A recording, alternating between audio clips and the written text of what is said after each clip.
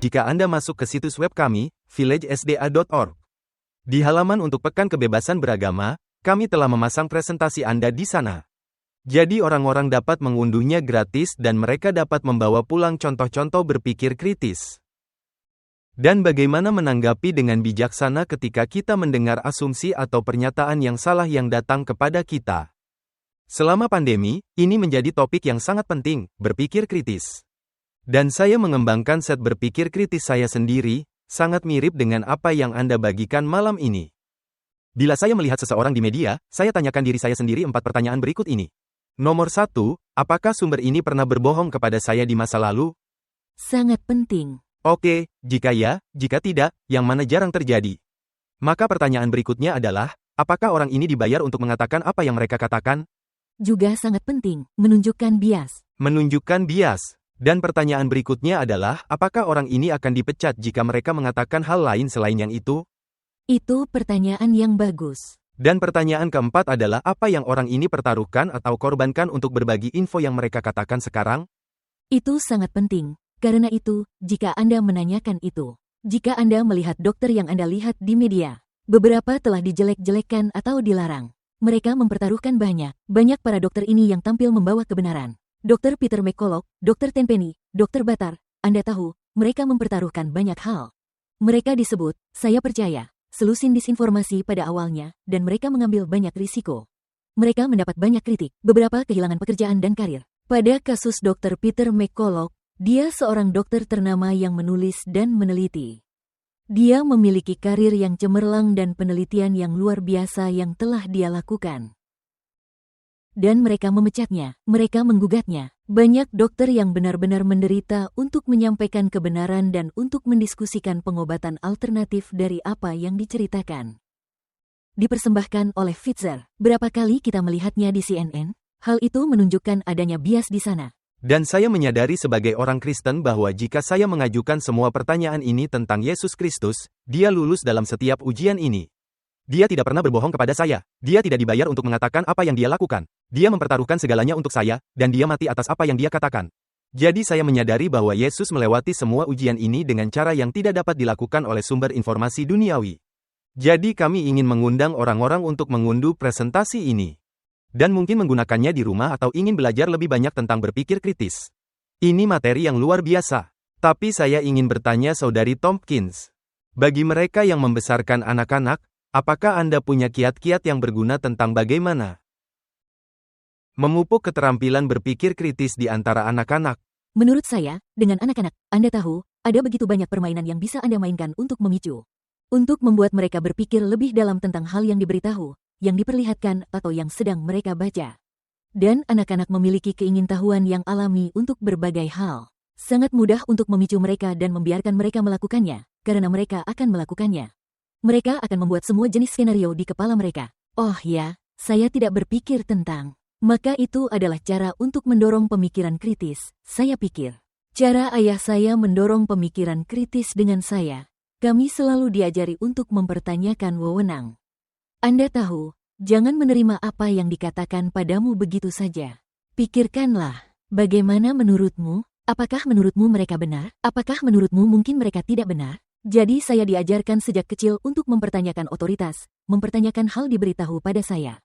Dan tidak hanya menerimanya, benar-benar berpikir untuk diri sendiri. Dan keterampilan itu sangat penting saat ini. Hanya sedikit orang yang memilikinya, tapi sangat mudah ditanamkan pada anak-anak karena mereka suka berpikir.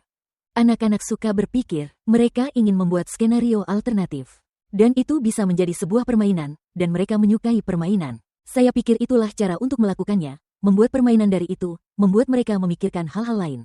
Apalagi yang bisa menjelaskan hal ini? Apalagi yang bisa kamu pikirkan?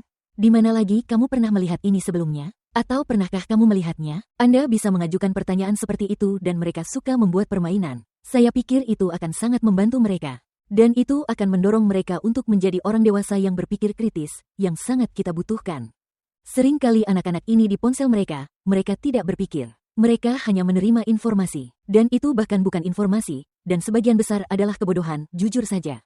Banyak hal di media sosial hanyalah kebodohan. Jadi, mengajar mereka di usia muda, mereka akan membawanya ke masa remaja mereka. Kemudian mereka akan membawanya ke masa kuliah mereka, dan kemudian sebagai orang dewasa muda. Dan tumbuh menjadi orang dewasa yang tidak menerima begitu saja. Saya berbicara dengan seorang teman beberapa hari lalu, dan dia tanya, mengapa orang menerima begitu saja? Kapan itu terjadi? Menurutmu mengapa hal itu terjadi? Dan saya pikir itu bisa saja dimulai pada tahun 50-an ketika TV muncul. Anda tahu, ketika ada TV di setiap rumah tangga, orang hanya terpaku pada TV dan benar-benar tidak bertanya tentang hal itu. Mereka juga mempercayai dokter seperti Tuhan. Saya punya nenek yang adalah seorang perawat terdaftar dan dia tidak menyukai dokter karena dia melihat mereka melakukan hal-hal yang tidak baik. Jadi, sebagai seorang perawat, dia benar-benar tidak mempercayai para dokter. Tapi pasien tidak. Pasien menganggap dokter seolah-olah mereka adalah Tuhan. Banyak orang yang masih melakukannya, padahal mereka bisa berpikir, "Yah, bagaimana lagi saya bisa mengatasi masalah kesehatan yang saya alami ini? Apakah ada cara lain?" Sebagaimana para dokter yang telah dikritik secara tidak adil, Anda tahu. Mereka dari sejak awal, kita melihat obat lain yang telah kita gunakan sebelumnya. Anda tahu, mungkin menggunakan kembali. Dr. Stella Emanuel, dia melihat itu dari awal. Bagaimana kita menggunakan kembali obat-obatan ini yang kita tahu telah bekerja untuk hal-hal lain? Sudah diketahui bahkan sebelum NIH mengetahui bahwa hidroksiklorokuin digunakan untuk SARS-2. Dan mereka tahu itu pengobatan yang efektif untuk itu dan mereka menguburnya. Jadi satu hal yang saya dapati sangat membantu dalam pengalaman hidup saya adalah saya selalu ingin membaca dokumen sumbernya. Jadi jika seseorang berkata, "Oh, itu pandangan Marxis kultural atau pandangan nasionalis Kristen," saya ingin membaca buku aslinya, ide-ide aslinya untuk diri saya sendiri. Karena seringkali orang salah mengartikannya untuk argumen yang mereka buat. Dan jika saya ingin tahu apa yang dikatakan Karl Marx atau apa yang Yesus Kristus katakan, atau jika saya ingin tahu apa yang tokoh-tokoh sejarah ini katakan, saya ingin membaca sendiri kata-kata aslinya. Kemudian saya bisa menarik kesimpulan saya sendiri tanpa disaring melalui bias dan prasangka orang lain. Dan argumen yang mereka inginkan agar saya menerimanya. Jadi, dalam bacaan saya sebagai seorang misionaris dan peran saya dengan misi barisan depan Advent, saya membaca berbagai macam literatur non-Kristen karena saya ingin tahu dari mana seseorang berasal.